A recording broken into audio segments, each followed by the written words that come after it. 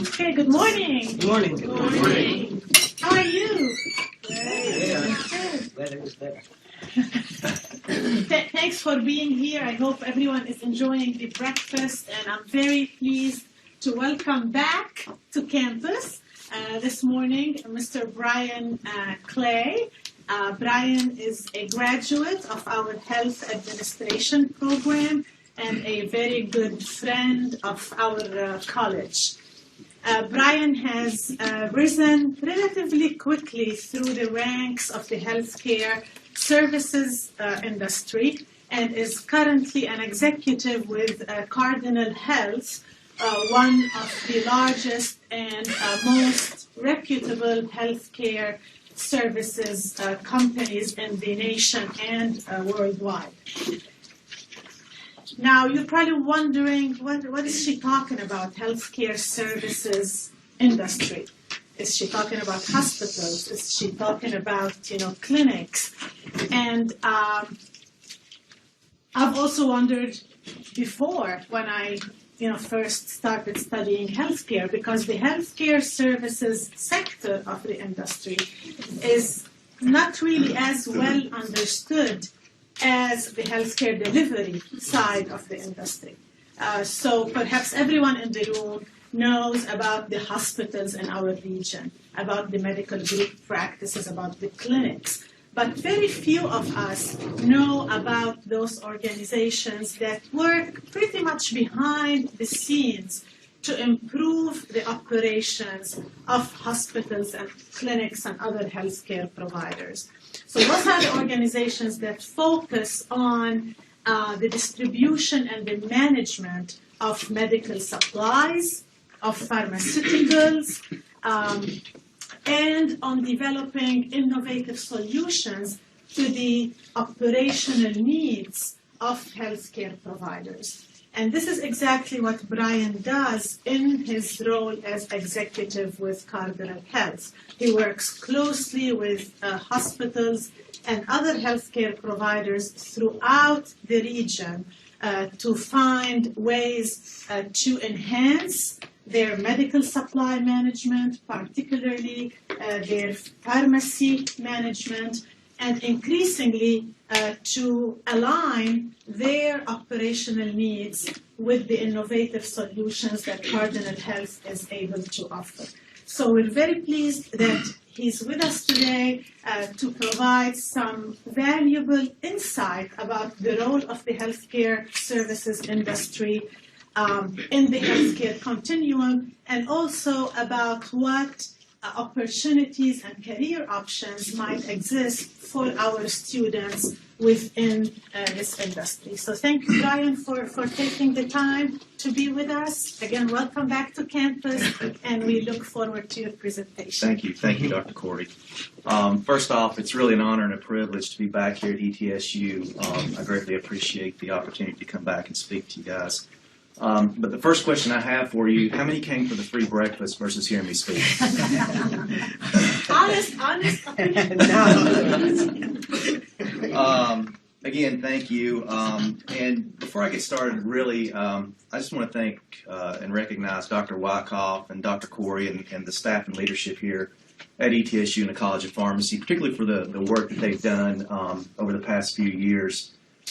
Obviously, I was a graduate here in 1995, and I was walking out there looking at the Wall of Fame, as you guys call it, and I looked and noticed a lot of the professors out there that I had, Dr. Allen, Dr. Morgan, and so on, and had a great time when I was here, but I'm kind of envious of you guys because you guys, over the last few years, have gone through a lot of great transitions, particularly, again, with the things that Dr. Corey and Dr. Wyckoff have done here. And I took a little bit of time just to jot some things down. First off, and with the accreditation of the College of Public Health in 2009, I think that was phenomenal. The former Eastman side out in towards Kingsport, some of the things that you guys are doing out there. I had the chance to have lunch with Dr. Wyckoff a few months ago, and he was explaining that to me. I thought, wow, that's really cool. That's innovative. And then a couple of weeks ago, I just noticed the articles that were published in the Frontier Public Health magazine. So that was great. Had an opportunity to look at the self-study for reaccreditation that Dr. Corey worked so hard on. And Just phenomenal. So you guys, the faculty and staff here deserve a round of applause. They've done a phenomenal job. So I'll give you a little background. As Dr. Corey said, I received a bachelor's degree in health education in '95, and at that point in time, there was 3 emphases in health education, and I went down the path of healthcare administration. And I think the other 2 were public health and maybe environmental health. At that point in time, I thought I wanted to be a hospital administrator. And after being out and working with hospital administrators for the last 15 plus years, I'm glad I didn't go down that path. I did intern at the VA Medical Center, and if I'm not mistaken, worked with Dr. Allen. I was one of the first students to do that venture. Learned quite a bit over there. It was a good experience for me. I've only worked for 2 companies out of college. The first one was Bergen Brunswick Drug Company, and they were a pharmaceutical wholesaler. They were headquartered in Orange, California, a national company. They were acquired by a competitor. And we've had a lot of consolidation in this marketplace really over the last 10 years. So when they were acquired, I went to work for Cardinal Health, which is where I've been for the last 12 years. Positions held, I was in independent retail sales, and that's really community pharmacies, so the independent mom and pop pharmacies. We also, we also have chain, but I was strictly independent retail sales. Health system sales, director of health systems, and then the current role now is pharmaceutical sales executive. In my current role, I usually work with the larger IDNs, the Vanderbilts, the UKs, the Dukes, Mountain States, Wellmont. Those are some of my customers, Mayo Clinic. And really what we do is we try to bring solutions and programs to these large institutions, obviously to reduce supply chain expenses. So things like clinical utilization in the pharmacy, working with P&T committees, pharmacy management. We also manage hospital pharmacies. Other things like patient assistance programs, population health management, which has really come on strong in the last year or 2. Also, we work with hospitals with outpatient pharmacies, and that's something that we're seeing more and more health systems get into is the outpatient pharmacy space. So we also manage, much like inpatient pharmacies, we manage outpatient pharmacies as well and consult on outpatient pharmacy. And then finally, 340B government contracts. And again, this is something that really has taken a lot over the last few years. So these are just some of the programs and solutions that we work with our larger IDNs with. So Cardinal Health and ETSU, we go back. We're a pretty big supporter of the College of Pharmacy, Dean Calhoun. Actually, prior to Larry coming over to take that position, he was at Mountain States. He was over in Irwin, so I've known him for quite some time. But Cardinal Health really recognizes the role that the community pharmacist plays in healthcare. Last year, we provided a $650,000 scholarship endowment for the College of Pharmacy. I think our contributions are close to $1 million now, and then also we work very closely with them on our Generation RX program. And really, that's a program that Cardinal Health developed to target prescription drug abuse. So traditional healthcare roles are changing. Much like Dr. Corey said, there's other opportunities out there. 5, 10, 15 years ago, you think most people come here to either go to nursing school, be a dental hygienist, your typical high-acute touch patient roles. And with the state of healthcare today, with the Affordable Care Act and the pressure that hospitals are under, things have changed. And there's a million reasons why the change is. But I put one bullet point up here, and this came across my desk last week, and I thought this is pretty astounding. The cost of prescription drug non-adherence in the United States is estimated to be approximately $290 billion annually. And if you think about that, there's no way we can sustain that. And what do I mean by prescription drug non-adherence? I'll give you a great example. So if you have a patient that goes to the ER that's asthmatic and physician writes them a prescription for an inhaler. A lot of times they may take the prescription, leave the hospital. They may not even get the prescription filled. They may not have insurance. They may not be able to afford it. On the other end of the spectrum, you have someone that comes into the hospital, same symptoms, asthmatic, gets a prescription for an inhaler. They leave, go get the inhaler filled, go take a couple of puffs, put the inhaler in a drawer, and that's it. They don't continue following the drug regimen. So what happens is these folks end up back in the hospital again, and it's just a vicious cycle. And now with the new laws, the hospitals get dinged on readmissions. So a lot of times, this day and time, the hospitals are actually giving the drugs away to the patients because it's cheaper for them to do that than continually readmit them through the ER. So it's pretty amazing when you stop and think about the money that's spent towards non-adherence. And feel free to stop me as I go through this.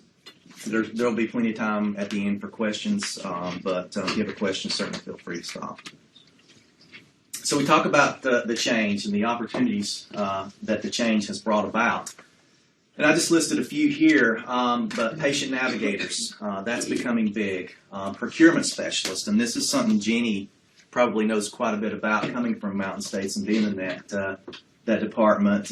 If you think about it, these folks procure millions of dollars every year in pharmaceuticals, these large IDNs and teaching institutions. So procurement specialists really has come on strong. Healthcare consulting, there's a ton of healthcare consulting companies out there, PricewaterhouseCoopers, Cardinal being one, many other, and so there's a lot of opportunity there. Population health management programs, as well as wellness and nutrition coaching. So if you think about it, again, the change, the opportunities for career paths versus the traditional nursing and things like that have just exploded. So there's a lot of opportunities for you guys out there. And I'll spend a little bit of time on wellness and nutrition coaching because there's some pretty cool programs that a lot of hospitals are doing, and locally, Mountain States for one. They understand really to change the behavior of people, you have to start at a very early age. So they've set up programs with the local school systems on counseling. I know with Washington County, I think they have a literacy program where the high school students work with the elementary school students. Also, over in Sullivan County, they have an Up and Atom program that talks about exercise. So it incentivizes the students for exercise. So, if you think 5-10 years ago, who would have ever thought that hospitals are getting into education? But again, and Dr. Wyckoff has said this, I was at the Healthcare Summit a few weeks back, to change the behavior, you have to start at a very, very early age. So these hospitals see the investment that they put in that really pays off in the long run. So again, just a lot of opportunities in healthcare to give you something to think about. So we'll talk a little bit about Cardinal Health. We deliver to over 100,000 locations daily. More than 75% of hospitals in the U.S. use our products and services. We have approximately 33,000 employees with operations in 10 countries. Number 22 on the Fortune 500 list, and last year we had revenues over $91 billion. As you can see there, we are a global company, heavily penetrated in North America. We do have manufacturing facilities in other sites in the world, and most recently we've made acquisitions in China. Obviously, with the population explosion over there, healthcare is in high demand, so we have made some acquisitions in China. So what do? We focus on programs and solutions so our customers can focus on the patient is the bottom line. You don't want clinicians and those types of folks, particularly in the pharmacy, worrying about logistics when they need to be on the floor working with patients and things like that. As you can see, we touch pretty much every department in healthcare, from imaging, clinical care, home health, hospitals, lab, pharmacies, physician offices, and surgery centers. It's pretty much the full spectrum from cradle to grave. We're broken up into 6 business units, 6 major business units. Pharmaceutical distribution is the largest. It's the core of our organization. It's the business unit that I'm a part of. Specialty solutions, nuclear pharmacy services, medical products, hospital sales and services, as well as Cardinal Health at Home. And I'll talk a little bit about each one of these business units. So pharmaceutical distribution, we have capabilities in the United States and Puerto Rico, and also, as I've mentioned, just branching out into China. Again, we service hospitals in pharmaceutical distribution, also retail pharmacies. CDS is one of our largest customers that we serve. As I'd mentioned earlier, pharmacy management solutions, so we do manage hospital pharmacies. We also own a repackaging company, and we do telesales and services through a division called ParMed Pharmaceuticals. Specialty Solutions, this is probably one of the quickest growing segments in the country and within our organization and many others. And Specialty Solutions, if you think about it, this is those high dollar, high disease state drugs, oncolytics, vaccines, things like human growth hormones. Companies like Genentech manufacture a lot of these drugs, so they really want to control that distribution channel of their product. They may require special handling. They may require refrigeration. Again, it's high-dollar drugs, so we have a separate division that handles that. And not only do we do that within that division, but there's some other capabilities that we have there as well. Third-party logistics being one of them. And what we do there is a lot of manufacturers may be in the early stages or infancy stages that just get started. They don't have the depth to do distribution and a lot of logistics, so we provide that for them. Group purchasing contracts and services, regulatory sciences, clinical pathways. And clinical pathways is where we work with infusion centers or cancer centers, if you will, to help them there with best practices. And again, specialty pharmacy, access and patient support services, a lot of analytics and marketing, and a lot of technologies and solutions. And what we're seeing this day and time is a channel shift, if you will. So traditionally, over the past 20, 25 years, most everything as far as pharmaceuticals came through a pharmaceutical wholesaler, that channel. Over the last 5 years, with the development of a lot of these high-dollar drugs and specialty drugs, we're seeing some of those manufacturers, again, the Genentechs, the Amgens of the world, really start to push their products through the specialty channels so they have more control. And I want to back up real quickly. As I mentioned, we talked about pharmaceutical distribution being our largest core. Does anybody in here kind of understand the flow of when you go to a CVS or a Walgreens and you get your prescription, do you understand truly where that prescription comes from, how it gets to the pharmacy? So I'll make it real simple. So you have the manufacturers like Lilly that makes insulin and J&J that makes Tylenol and so on. The manufacturers make these drugs, but again, they're not in the distribution business. If you think about it, there's a lot of pharmacies in the United States. There's a lot of hospitals. There's a lot of nursing homes, a lot of surgery centers.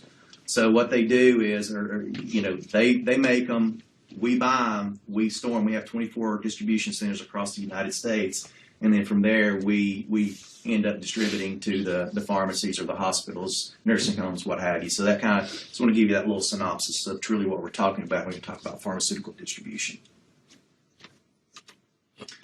Nuclear Pharmacy Services is another division of Cardinal Health. You can see there we have an extensive footprint across the United States. We have 131 nuclear pharmacies and 36 PET biomarker manufacturing sites. And you may ask, wow, that's a lot of nuclear pharmacies. And the reason being is the radioactive shelf life of this meds is about an hour and a half. So we have to be somewhere within an hour and a half close to these hospitals when they make up the nuclear drugs. Some of the other things that this division provides, safety products. We help those hospitals. There's some of the larger teaching institutions do their own nuclear med, so we help them with accreditation and regulatory requirements and things like that. I'll tell you an interesting story. I was having a sales meeting down in Florida and in the Orlando area. And typically, we have a distribution center in Lakeland, and for some reason, the conference rooms were all booked up. So I called my counterpart over in the nuclear pharmacy, which is in Orlando, and I said, hey, I'm having a sales meeting. I would like to borrow your conference room. And so he said, well, what day are you planning on having your sales meeting? And I said, I don't know, it's Wednesday. And he said, well, that'll be a good day. Our radiation levels are low that day. And so needless to say, I didn't have the sales meeting over there. But I will say nuclear, it's pretty amazing what they can do in this field, do a lot of neat things there. So, medical segment, outside of our regular pharmacy distribution, we also distribute medical products and services. And you can see we're distributing those into hospitals, health systems, independent lab, physician offices, surgery centers, home health, as well as the U.S. government.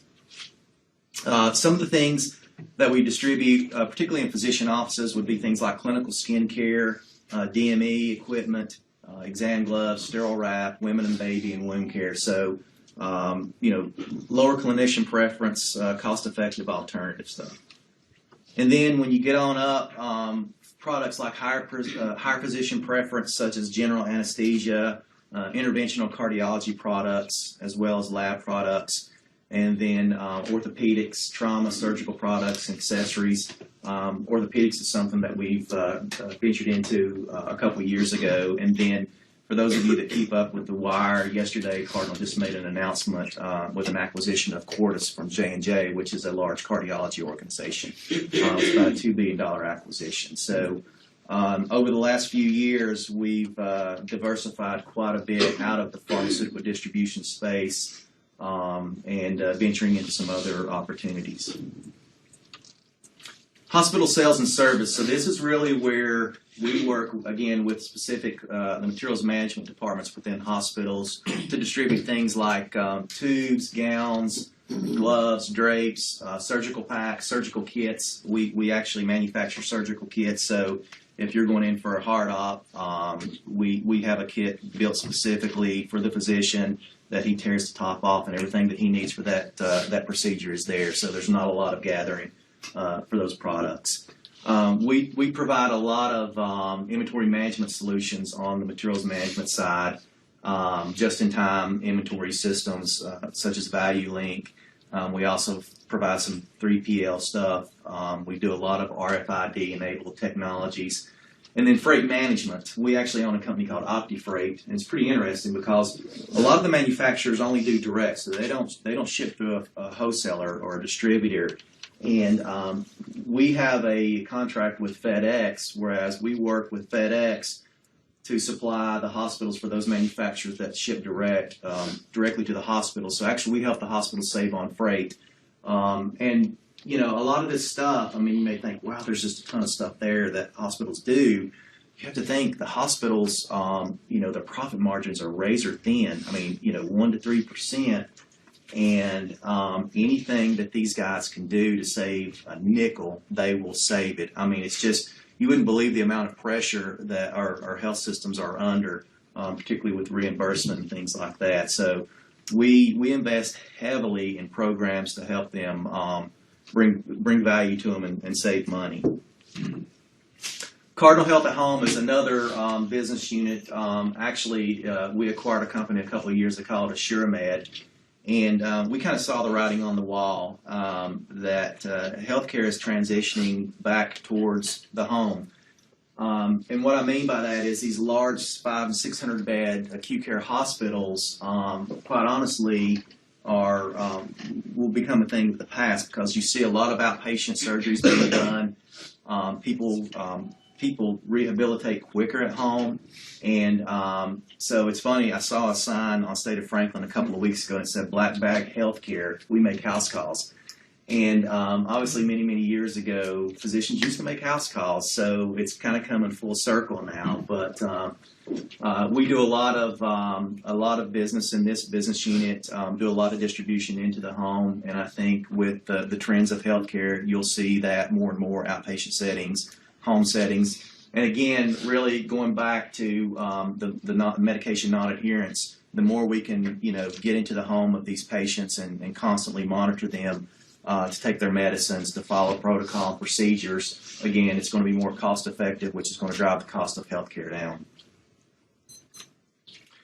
So again, serving the full continuum, that's what I'm talking about. So we touch the continuum of healthcare from retail, hospital pharmacies, surgery centers, laboratory, physician offices, home health, imaging centers, as well as clinics.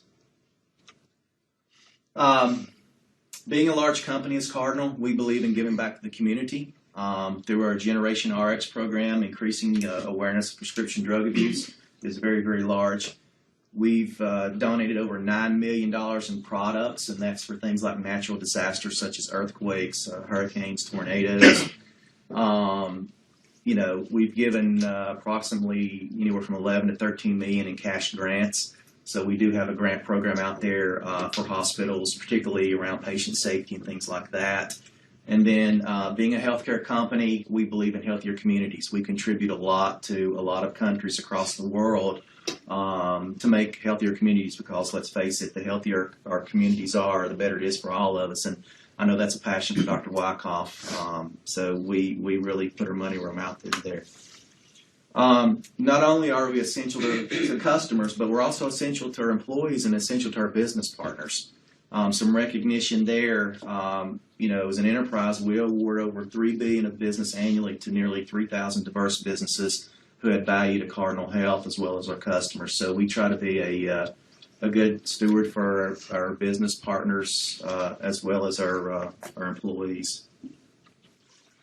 Some of the accomplishments that we're proud of, I would say, number one, we've been voted the last 4 years in a row by Gartner Healthcare as the #1 supply chain company.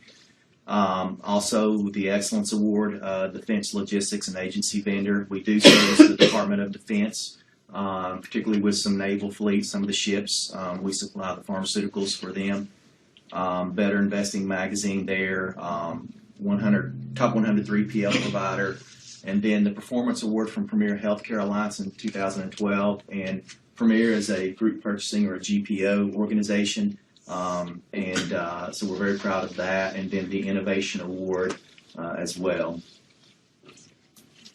So what do we do? I mean, really, as I said, we focus on bringing programs and solutions, again, to our customers so they can focus on taking care of the patient. And it's something that we're really passionate about. And our leadership, my boss reminds me every day, even though you're not there with direct hands-on patient care, ultimately what we do affects a patient laying in the bed, and that's ultimately what it's all about. So it doesn't matter how far upstream you are, bringing these programs of value and helping the supply chain really ultimately helps the customer. And there's been many times, I know just a couple of weeks ago, University of Kentucky is one of my large customers, and they had a burn patient that came in, and there was a specific drug that they needed for that patient, and it was on manufacturer back order. And so we scoured for several hours in our other distribution centers, working with other hospitals, working with the manufacturer to ultimately get that drug to them. And it's not uncommon for us to put something like that on a jet and get it to the hospital, because ultimately, again, we may be upstream from it, but there's someone there that needs that product. So real quickly, kind of wrapping up here, I got a neat little video that I'd like to show you.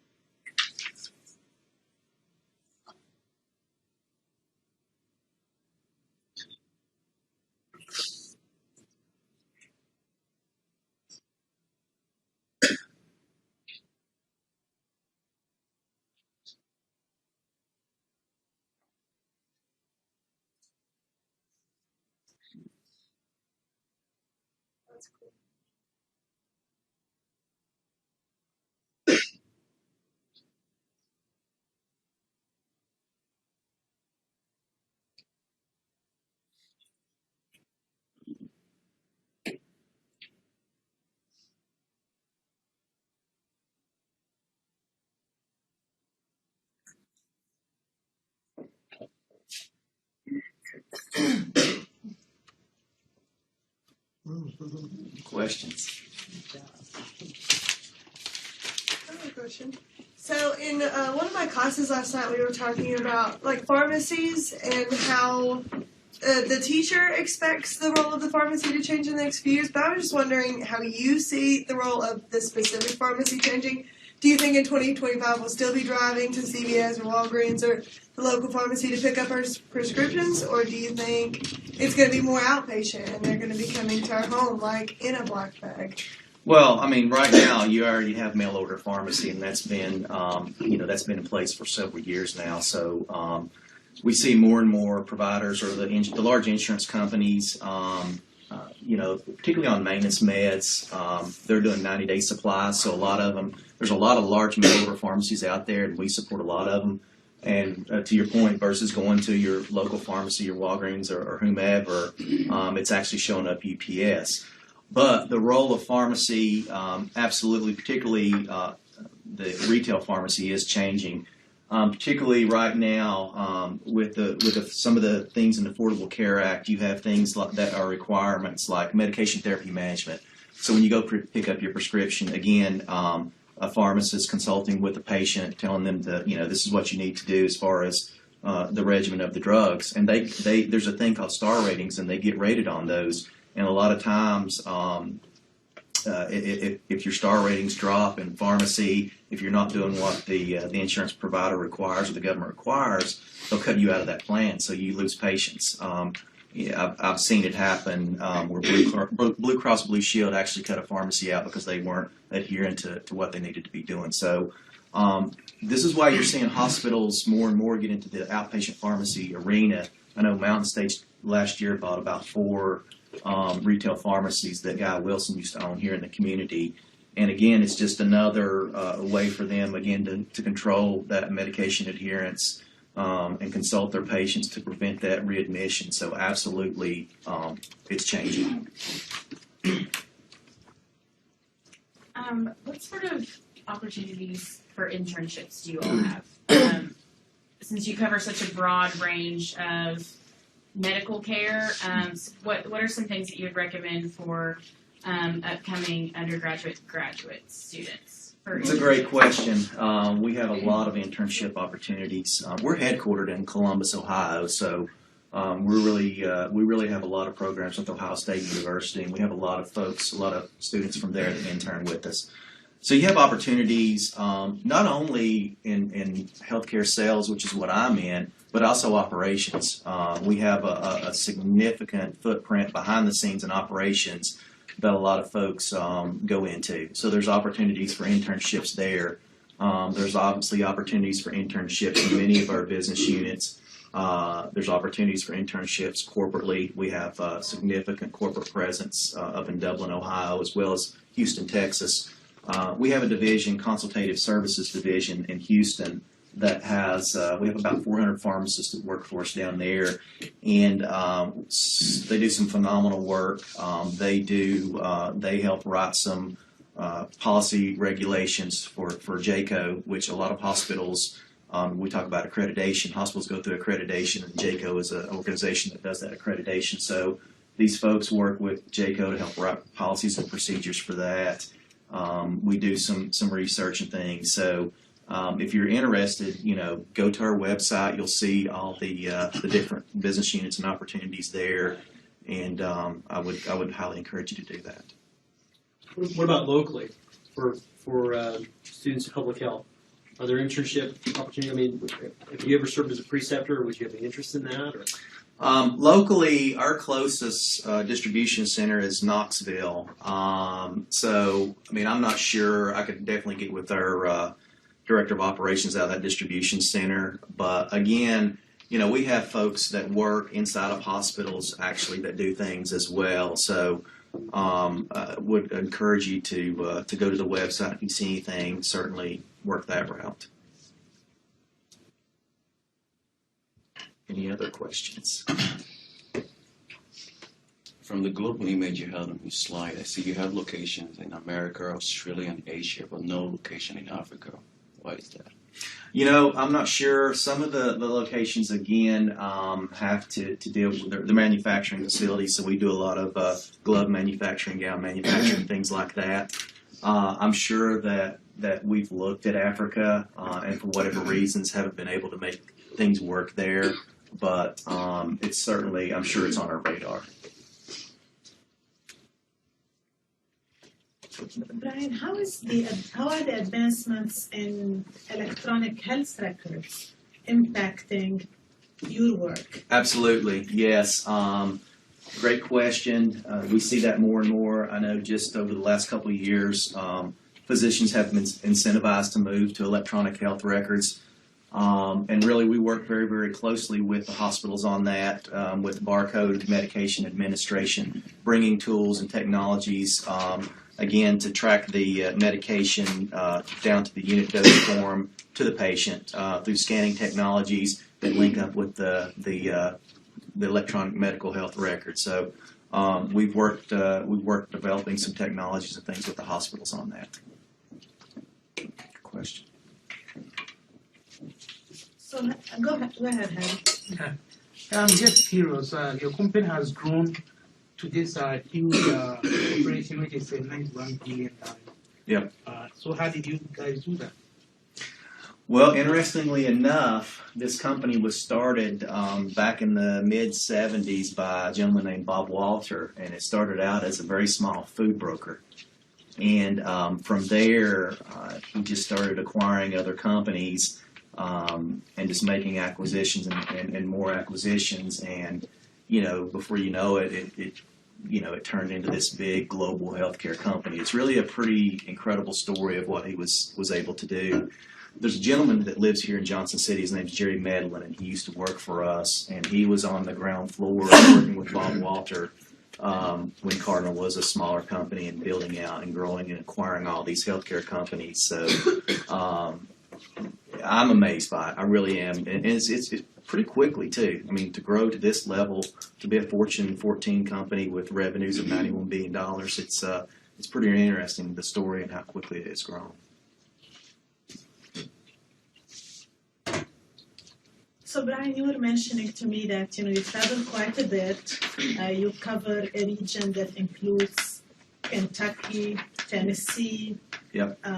And several surrounding states. Yes. Sometimes you're in Florida, Washington, D.C. Correct. And so on. So help the student and help me understand, like, what does your typical day look like, or is there such a thing as a typical day? There's, I guess it's one of the most interesting things about this position and many positions in pharmaceutical distribution is no 2 days are the same. One day you may be presenting to the C-suite of a large healthcare organization trying to win the business.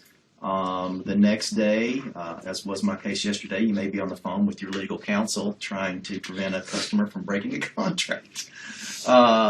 So your meeting, your days are never the same. And that's what makes this position so much fun, really. I had the opportunity to go to a large conference, ASHP, the American Society of Health Systems Pharmacists conference in California back in December. And there were pharmacists from all over the world there. So just to gain, go through experience with that, and working locally here and watching the local healthcare scene change and things like that. It's never a monotonous, boring job. Again, if you are in healthcare and you're trying to decide, well, which path should I go, which route should I go, as I'd mentioned earlier, some of these opportunities out there, there's just, the sky's the limit for you guys. I mean, it really is. There's so many opportunities in healthcare this day and time. It dominates our conversation on a daily basis. Any other questions about, specifically about job or what I do? All right. So what time of the year are people meant to apply for any positions in cardinal care? I'm sorry? What time of the year are applicants meant to send in applications in cardinal care? What type of applicants? What time What of the time year? of year do applications Oh, become okay. available? Or I guess It's always employment available. cycle looks like. We always have jobs posted on our website. So anytime, I mean, there's no really particular cycle for it. I mean, if we have a position open and we need it filled, we'll post that position immediately. Unfortunately, you can't wait around in healthcare, so we put anytime we have a position open, it's posted. And is that the best place to find? That is the best place. What you'll do is you'll go there, you'll create your own profile, and then we have internal recruiters that view those profiles on a daily basis. And, particularly whatever position that you apply for, then you'll typically get a call from a recruiter and work through them on next steps. How did you personally get your start? I know you said you had an internship at the VA coming out of ETSU. I did, and oddly enough, it was actually was being at the right place at the right time. I had a good friend that worked in the business, and several years ago, Johnson City Medical Center was just one hospital here. The other hospitals were owned by a company called Columbia HCA out of Nashville. They're a large for-profit hospital system. So that included Indian Path and Kingsport, Sycamore Shoals, and Elizabeth. And at the time, the company that I worked for previously, Bergen Brunswick, had won the Pharmaceutical Distribution Award with Columbia HCA. So what that entails is when we win a new hospital, there's a lot of work that goes behind the scenes as far as preparing the pharmacy for the switch over to us through ordering systems, platforms, IT, things like that. And they needed someone to go to these Columbia HCA hospitals to actually go in and put a barcode sticker in front of each drug on the shelf. And so that's what I did. It was a part-time gig, and I did it here in the Tri-Cities and went to Charleston. And then from there, I got to know the local manager, and there was a position that they actually had created in the retail space, and was hired from that position and just kind of moved on up from there. So I would say seize the opportunity, seize the moment, take every opportunity, take advantage of every opportunity that you see come across, because really it was kind of being at the right place at the right time for me. And network. I cannot stress that enough, network. So anytime, and I try to do this when I'm in town, anytime there's seminars or things here locally, I try to go to them just to stay in tune with what's happening. It's a tremendous help. The more you can get yourself out there, and honestly, it's about marketing yourself. As a graduate, when you graduate, I mean, you're competing with a lot of other students out there, and you have to make yourself marketable. So you touched, I guess, on my next question, this whole marketability issue, or what we sometimes refer to, well, what do the employers value? So when your internal recruiters are talking to candidates or are reviewing their resumes, what does a candidate need to do to stand out? What are they looking for? Any specific qualities, experiences, attributes that are going to make that resume jump at them? Right, good question. At one point in my career, for about 10 years, I was a region manager, and I had anywhere from 5 to 7 people reporting to me. So anytime I had a position that came open, I worked with the recruiter and, did the resume screening, did the interviews and things like that. And the biggest thing that I looked for in a candidate was their genuineness. I've always had a pretty good eye for looking at people and just, basically being able to tell this person, is trustworthy. Are they going to do the right thing when no one else is looking? Because, we're in a company or position that requires a lot of responsibility.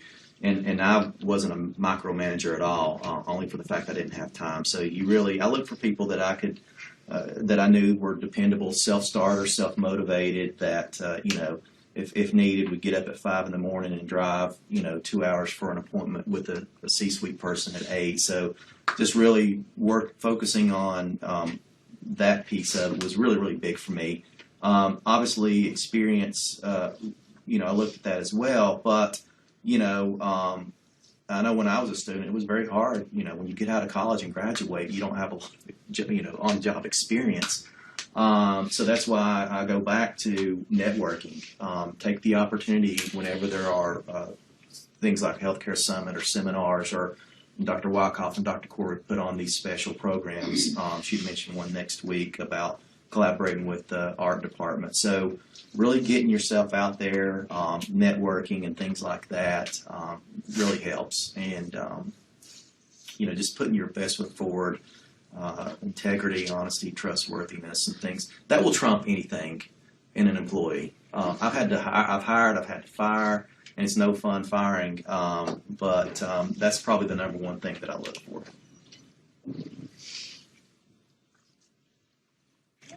Any other questions?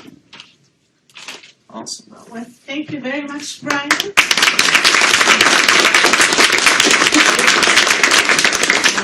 This is certainly the first time we've been doing this program for several years, and this is the first time that we've had, someone like you representing really a sector of the industry that we know relatively little about. So, right. So thank you for a great introduction, and we'll see you all on the first Tuesday of April for our next breakfast with the experts. And please stop by and pick up, a flyer from University Career Services, and again meet Mr. Calvin Purvis, Assistant Director of Career Services, who will be happy to help you with resume building, interviewing skills, anything along those lines. So these flyers and this business card are on the table. Brian, this is very eye-opening. When you hear about, when you have a card on, I think pharmaceuticals and sales. Notice how many in attendance and the scientists are presenting to reception so important. And that's all of our contact show that information for the service. So all your details are there.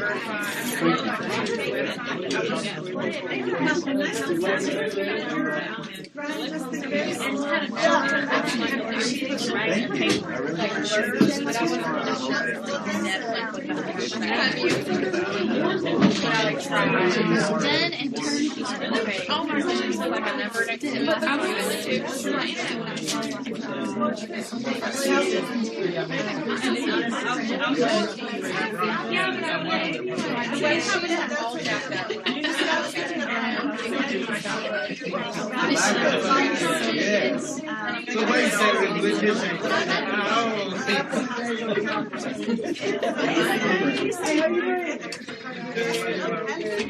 Oh, okay. So how are Yes, and I've been in the program for 6 Awesome. Absolutely. That's even better. And I'm like, choose the worst. I've emailed her. Yes. Well.